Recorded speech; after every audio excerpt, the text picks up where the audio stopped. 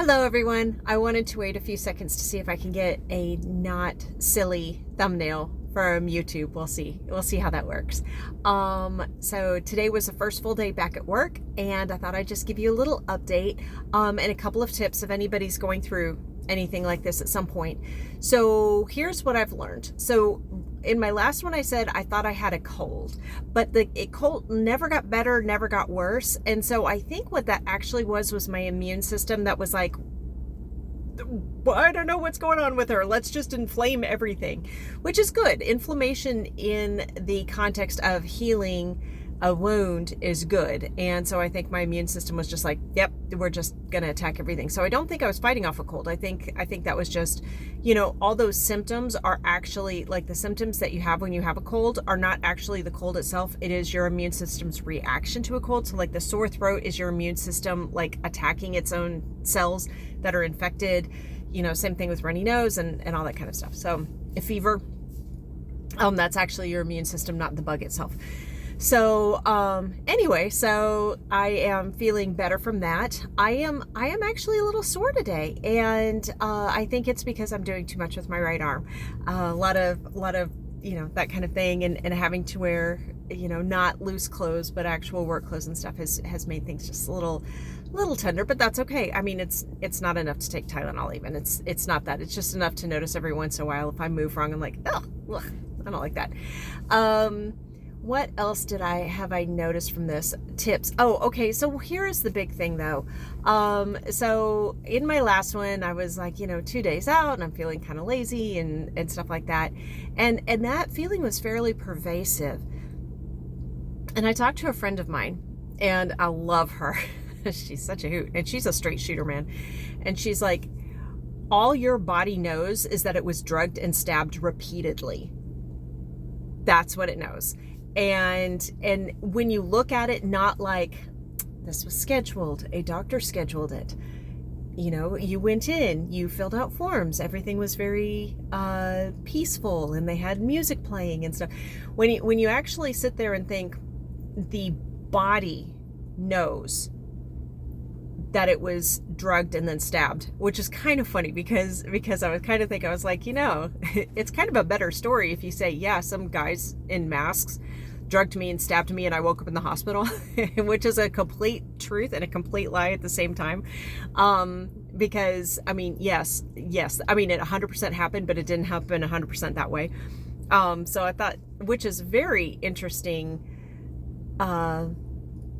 cautionary tale for like all sorts of media and stuff, how you can slant things. But anyway, I'm digressing. That's been if you've been on my Facebook, I've been on a little bit of a thing with media lately because they're trying so hard to wag the dog, and that bothers me. But that's not what we're going to talk about right now. We are going to talk about so if you have to go through this and it takes you longer than 25 minutes to get over it, good. Take the time, enjoy it. Not just take the time, but enjoy the time. I kind of wish I had given myself permission to rest longer. Oh, no, I wish I had given myself permission to rest when I was resting. The first day, of course, I just got out of the hospital. Second day, of course. Third day, yeah, of course. Fourth day, I'm like, really, Steph? Like, is that what we're doing from now on? Okay, that's inappropriate. That isn't reasonable. Did I feel good? Yes. Was I still stabbed and drugged? Yes. And does the body have to recover? Yes. And the thing is just because I didn't feel like my brain was doing as much as it could be, that doesn't mean my body wasn't working. It's like when you're first pregnant, when women are so tired when they're pregnant, especially when they first get pregnant, because their body is working. I read somewhere that their body is working as hard when they're pregnant as somebody is doing climbing a mountain. And that's the truth, because their blood volume is not adequate. Their lung volume isn't adequate. Like, nothing is adequate to build a human. It has to ramp that up super quick. And so of course they feel tired. Their body's like, okay, you need to stop doing things so that we can make a human. You've got one job right now, and that's to make a human. So just sit there. But I think our society, there's no I think about it. I know our society doesn't allow people to have time. time to heal and time to recover. And I guess part of what I was thinking of is the emotional component of the recovery, which was really nothing. I mean, seriously, it was nothing. The mental part of it was nothing. You know, the first day or two, I was fuzzy headed from the anesthesia, but there was nothing else. It was all the I can't be weak. I can't be weak. I can't be weak. But the thing is that's not being weak. That was being injured. And there is a difference. And I don't think I realized that. So don't make my mistake, because every single time I was absolutely accurate when I said nothing hurts until I did something stupid, and then things hurt. And so if you are healing, take the time. And especially if you're a hard charger, and I know a lot of y'all are hard chargers. The thing is if you go too fast, so on Friday I went for a half day at work because I was like, nope, I'm fine. We're doing a half day at work. By 11:08, I had hit a wall and I was tired, and I had gone a little too far, not so far that it delayed my healing, but far enough that I went past where I needed to go. I probably shouldn't have gone to work on Friday. Okay, it was good that I went to work on Friday because I needed to teach myself a lesson, but I probably shouldn't have gone to work on Friday. So what else? Practical tips. Are there any practical tips? Oh, I finally took all the bandages off except for the paper tape that's on there. That made such a huge difference. I was literally, because remember last time I was talking to y'all and I was talking about putting my hair up, and that was painful. Once I took the bandages off, it wasn't painful. So apparently the bandages were tugging on the incision, and that's what made it difficult. As soon as I took the bandages off and now just have the paper tape on the two sutures or incisions, I'm like, oh, I can move my arm everywhere now. Like, that's totally okay. Of course, I just did that to demonstrate, and now that's a sore in my under. Jeez. Oh my gosh. One of Annalyn's friends threatened to sit on my legs on the couch so I could not move. Thinking we should have probably called her in to do that. Because I'm thinking that, and it's not, the dumb thing is, here's the thing. It's not, for those who are earnest, you're not trying to be ridiculous. There are some people who will push themselves too far on purpose, a little ridiculous, get a little attention. But then there's some people who are like, and I kind of would like to think I'm one of them, who's just like, no, I've got things to do. I don't want to be a burden on people. I don't want people to have to carry my weight. Okay, but that was an incorrect assumption on so many levels. First of all, it's fine if people have to carry weight. That's why we live in community. That's why we have families. That's why we have friends. I carry your weight. You carry my weight. We carry each other's weight. That's how it's supposed to be. That's literally what the Bible says. The Bible says to bear each other's burdens. That means you get a turn too. That means I get a turn too. And so I think that we need to be wiser. I think that I handled this well and foolishly at the same time. Okay, so super quick, and then I'm gonna go home because it's late, and I'm gonna get. I think I'm gonna pick up some fried chicken on the way home. So about the incense. So okay, so I told you about the incense, but I also have a red light panel. So for like a red light therapy box, which works really well actually. And this was a few months ago. And so I was doing my incense, and it was early in the morning. So I turned off the lights because I didn't want to wake up the cats and everything like that.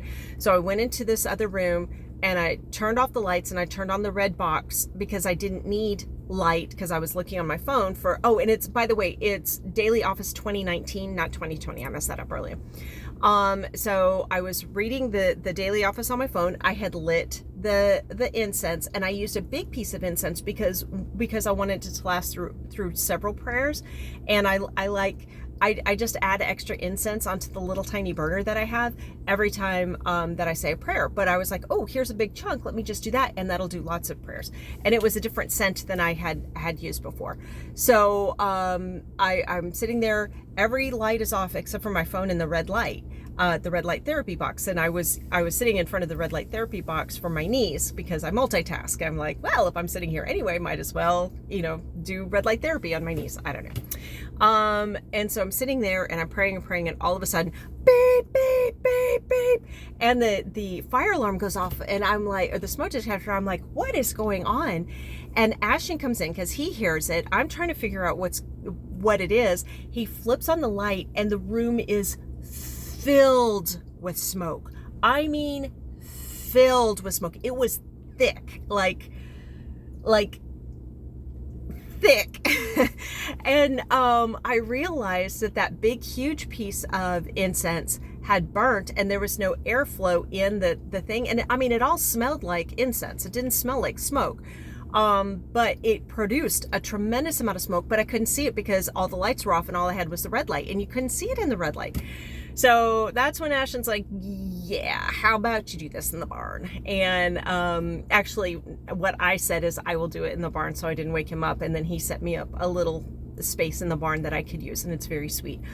But that's how, so you could do it in your house, leave the lights on, and don't use giant pieces of incense. You'll be fine.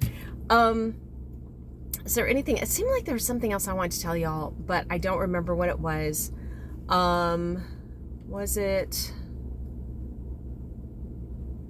oh, so a couple of other practical tips, which I think I already said: high protein, high hydration. I've been very thirsty. And we're just going to wait. I've got an appointment in July to find out if this is a spicy tumor or garden variety tumor. And so that'll decide if I have chemo or if I don't. I hate that I have to wait that long, but that's okay. I've got other things going on. And I have an appointment. Oh, I have a follow-up surgery with a surgeon on Wednesday. So I'll get to see, what things are going on. There doesn't seem to be any infection.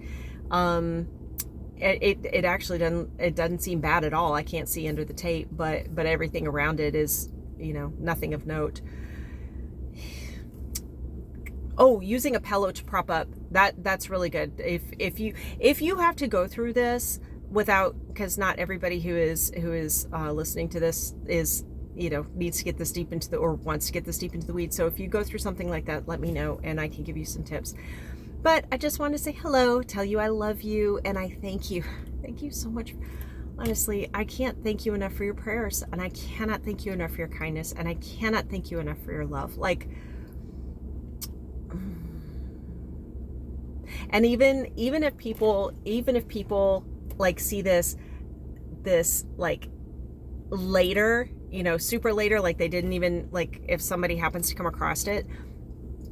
Here is the thing with prayers, is I know that the Lord exists outside of time.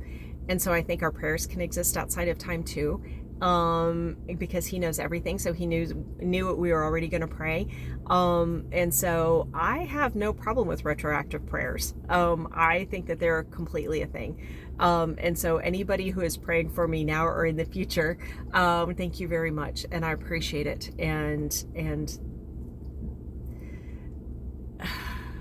the prayers are effective, and the Lord is being kind to me because of you.